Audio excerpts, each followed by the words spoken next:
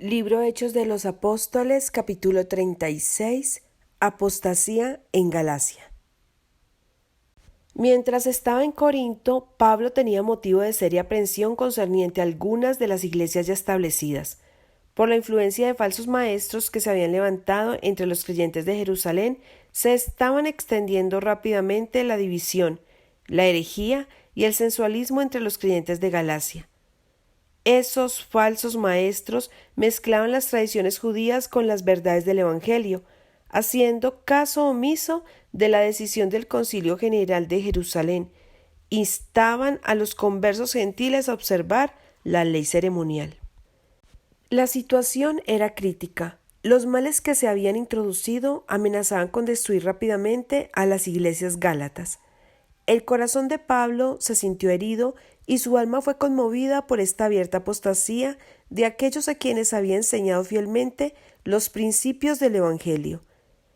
Escribió inmediatamente a los creyentes engañados, exponiendo las falsas teorías que habían aceptado y reprendiendo con gran severidad a los que se estaban apartando de la fe. Después de saludar a los gálatas con las palabras «Gracia sea a vosotros y paz de Dios el Padre y de nuestro Señor Jesucristo», les dirigió estas palabras de agudo reproche. «Estoy maravillado de que tan pronto os hayáis traspasado del que os llamó a la gracia de Cristo a otro evangelio, que no hay otro, sino que hay algunos que os inquietan y quieren pervertir el evangelio de Cristo. Mas aún si nosotros o un ángel del cielo os anunciare otro evangelio del que os hemos anunciado, sea anatema». Las enseñanzas de Pablo habían estado en armonía con las Escrituras y el Espíritu había dado testimonio acerca de sus labores. Por lo tanto, exhortó a sus hermanos a que no escucharan a quien contradijera la verdad que él les había enseñado. El apóstol pidió a los creyentes gálatas que consideraran cuidadosamente el comienzo de su vida cristiana. «Oh, Gálatas insensatos», exclamó, «¿quién os fascinó para no obedecer a la verdad, ante cuyos ojos Jesucristo fue ya descrito como crucificado entre vosotros? Esto solo quiero saber de vosotros: ¿recibisteis el Espíritu por las obras de la ley o por el oír de la fe? ¿Tan necios sois? Habiendo comenzado por el Espíritu, ¿ahora os perfeccionáis por la carne? ¿Tantas cosas habéis padecido en vano? Sí, empero en vano. Aquel, pues, que os daba el Espíritu y obraba maravillas entre vosotros, ¿hacíalo por las obras de la ley o por el oír de la fe?» Así Pablo emplazó a los creyentes de Galacia ante el tribunal de su propia conciencia y trató de detenerlos en su conducta, confiando en el poder de Dios para salvar y rehusando reconocer las doctrinas de los maestros apóstatas. El apóstol se esforzó por inducir a los conversos a ver que habían sido groseramente engañados, pero que, retornando a su fe anterior en el Evangelio, podrían sin embargo frustrar el propósito de Satanás.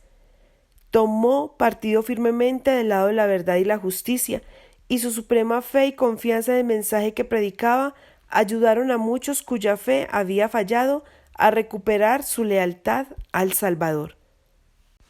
Cuán diferente del modo en que Pablo escribió a la iglesia de Corinto fue el proceder que siguió hacia los Gálatas. A la primera le reprendió con cuidado y ternura, a los últimos con palabras de despiadado reproche. Los corintios habían sido vencidos por la tentación, engañados por los ingeniosos sofismas de maestros que presentaban errores bajo el disfraz de la verdad. Se habían confundido y desorientado. El enseñarles a distinguir lo falso de lo verdadero requería cautela y paciencia. La severidad o la prisa imprudente de parte de Pablo hubiera destruido su influencia sobre muchos de aquellos a quienes anhelaba ayudar. En las iglesias gálatas, el error abierto y desenmascarado estaba suplantando al mensaje evangélico. Cristo, el verdadero fundamento de la fe, era virtualmente desplazado por las anticuadas ceremonias del judaísmo. El apóstol vio que para salvar a los creyentes gálatas de las peligrosas influencias que los amenazaban, debían tomarse las más decisivas medidas, darse las más penetrantes amonestaciones. Una importante lección que todo ministro de Cristo debe aprender es que debe adaptar sus labores a la condición de aquellos a quienes trata de beneficiar. La ternura, la paciencia, la decisión y la firmeza son igualmente necesarias, pero han de ejercerse con la debida discriminación.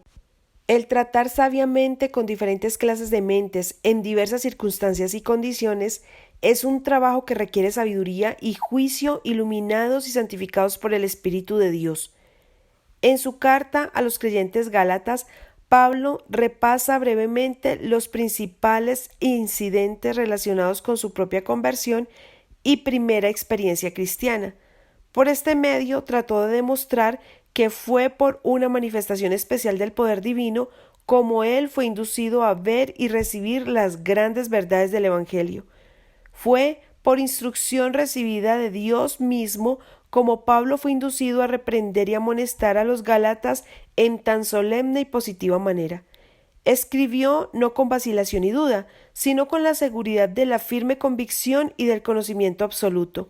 Bosquejó claramente la diferencia entre el ser enseñado por el hombre y el recibir instrucción directa de Cristo. El apóstol instó a los gálatas a dejar a los falsos guías por los cuales habían sido extraviados y a volver a la fe que había sido acompañada por evidencias inconfundibles de la aprobación divina. Los hombres que habían tratado de apartarlos de su fe en el Evangelio eran hipócritas, profanos de corazón y corruptos en su vida. Su religión estaba constituida por una rutina de ceremonias con cuyo cumplimiento esperaban ganar el favor de Dios. No querían un evangelio que exigía obediencia a la palabra. El que no naciere otra vez no puede ver el reino de Dios. Sentían que una religión fundada en tal doctrina requería demasiado sacrificio y se aferraban a sus errores, engañándose a sí mismos y a otros. Substituir la santidad del corazón y la vida por las formas exteriores de la religión es tan agradable para la naturaleza no renovada hoy como en los días de esos maestros judíos. Hoy como entonces hay falsos guías espirituales a cuyas doctrinas muchos prestan atención ansiosamente. El esfuerzo premeditado de Satanás procura apartar las mentes de la esperanza de salvación mediante la fe en Cristo y la obediencia a la ley de Dios. En toda época, el gran enemigo adapta sus tentaciones a los prejuicios e inclinaciones de aquellos a quienes trata de engañar. En los tiempos apostólicos inducía a los judíos a exaltar la ley ceremonial y a rechazar a Cristo, y actualmente induce a muchos profesos cristianos con el pretexto de honrar a Cristo a menospreciar la ley moral y a enseñar que sus preceptos pueden ser transgredidos impunemente. Es el deber de todo siervo de Dios resistir firmemente a estos pervertidores de la fe y por la palabra de verdad exponer denodadamente sus errores.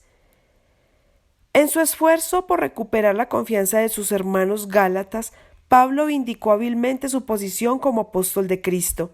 Se declaró apóstol, no de los hombres ni por hombre, mas por Jesucristo y por Dios el Padre, que lo resucitó de los muertos. Él no había recibido su comisión de los hombres, sino de la más alta autoridad del cielo, y su posición había sido reconocida por un concilio general en Jerusalén, cuyas decisiones Pablo había cumplido en todas sus labores entre los gentiles. A los que procuraban negar su apostolado, Pablo les presentó así pruebas de que en nada he sido inferior a aquellos grandes apóstoles, no para exaltarse a sí mismo, sino para magnificar la gracia de Dios. Los que procuraban empequeñecer su vocación y su obra estaban luchando contra Cristo, cuya gracia y poder se manifestaban por medio de Pablo. El apóstol se vio forzado por la oposición de sus enemigos a defender decididamente su posición y autoridad. Pablo rogó a los que habían conocido una vez el poder de Dios en sus vidas a volver a su primer amor de la verdad evangélica.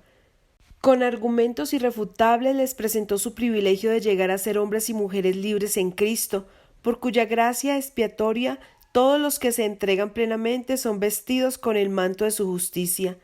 Sostuvo que toda alma que quiera ser salvada debe tener una experiencia genuina y personal en las cosas de Dios. Las fervientes palabras de ruego del apóstol no fueron estériles. El Espíritu Santo obró con gran poder, y muchos cuyos pies habían sido descarriados por caminos extraños volvieron a su primera fe en el Evangelio. Desde entonces se mantuvieron firmes en la libertad con que Cristo los había hecho libres. En sus vidas se revelaban los frutos del Espíritu: caridad, gozo, paz, tolerancia, benignidad, bondad, fe, mansedumbre, templanza. El nombre de Dios fue glorificado y muchos fueron agregados al grupo de creyentes por toda esa región.